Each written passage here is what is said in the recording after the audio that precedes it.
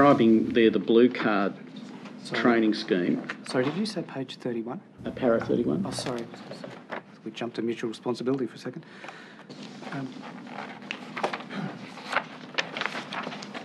She'll be happy to address you on. Well, I just wanted to ask you about the proposition that no comparable system exists in the transport industry. There is a national standard now, isn't there, regulated by ASCA? Yes, but that's not a comparable. That's not a comparable.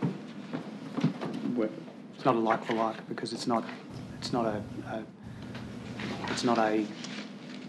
passport type affair that you have, which is blue card. It's a similar type of arrangement you have, for example, in other industries. Well, the blue card. I understand that blue card incorporates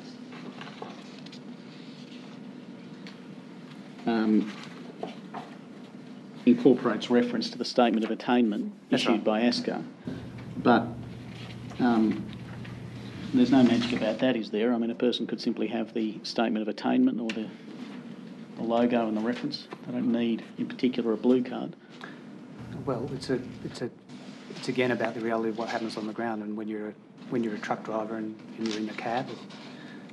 This is an initiative that is designed to provide a readily recognisable industry passport, not just for the purposes of workers when they are at their own company, but of course those workers in transport, of its very nature, it means that those workers, take truck drivers as an example, are delivering to the premises of clients in the industry. For example, they'd be delivering to a retail distribution centre. This is a readily recognisable industry passport that can be shown. Importantly, not just can be shown, but on the other side of the equation, and this is part of essentially the assisting in the appropriate workings of chain of responsibility. There had been and still is, to a disturbing extent, the capacity of major consignors and consignees in the industry to, in essence, turn a blind eye to the qualifications or circumstances of drivers as they pass through their gates or deliver goods to their stores. And what this does with that readily recognisable and transferable passport concept is ensure that it's much more difficult for any particular actor or agent in transport supply chains to say that they weren't aware of training, or they didn't know, or they didn't have the capacity to ask about what people's accreditations were, because it's readily recognisable and demonstrable in the form of a kind of licensed site accreditation. Now, that's the idea, and it's a concept that's been endorsed in a number of forums, including in the Industrial Relations Commission of New South Wales.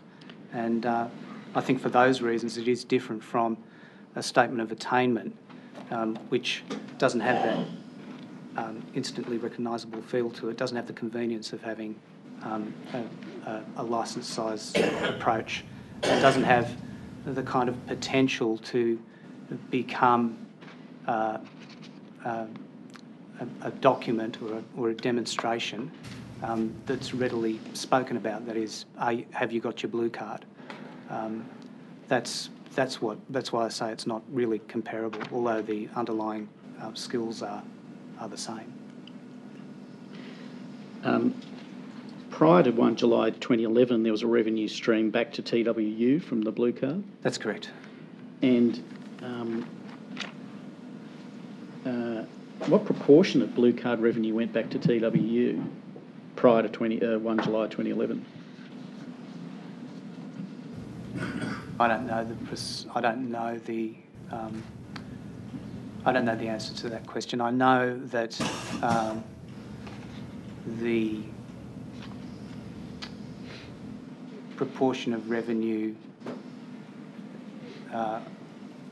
as at round about the end of 2005, early 2006, was disclosed in our evidence to the Industrial Relations Commission in the Mutual Responsibility for Road Safety Award and Contract Determination proceedings.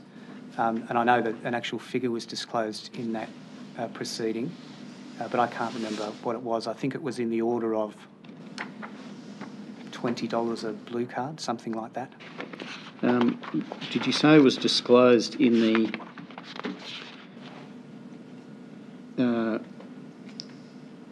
proceedings which culminated in the decision, a copy of which appears at page 15 and following of your statement? That's correct, yes.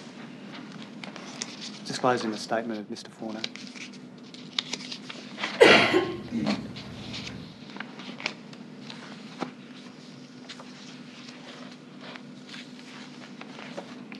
Do you know whether that aspect of the matter is adverted to in the judgment? There's no specific... actually, I'd have to reread the specific section to see whether the bench referred expressly to the TW interest, but certainly Mr. Forno's statement in that regard was admitted without exception, and so it was evidence before the tribunal when it was making its decision. I know this, Mr. Stoljo, because I was at the proceedings. You were? I was at the proceedings.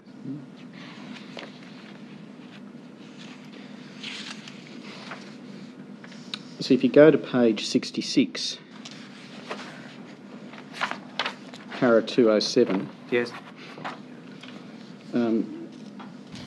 the full bench says, in view of its wide acceptance and application in the industry, we see no basis for refusing to grant the union's application that such training be incorporated as an award for training. And you've quoted that sentence in your statement, but they go on to say, however, we do not consider it necessary to include an award requirement for a union representative to be involved in the training. We decline that aspect of the union's proposed clause for the following reasons.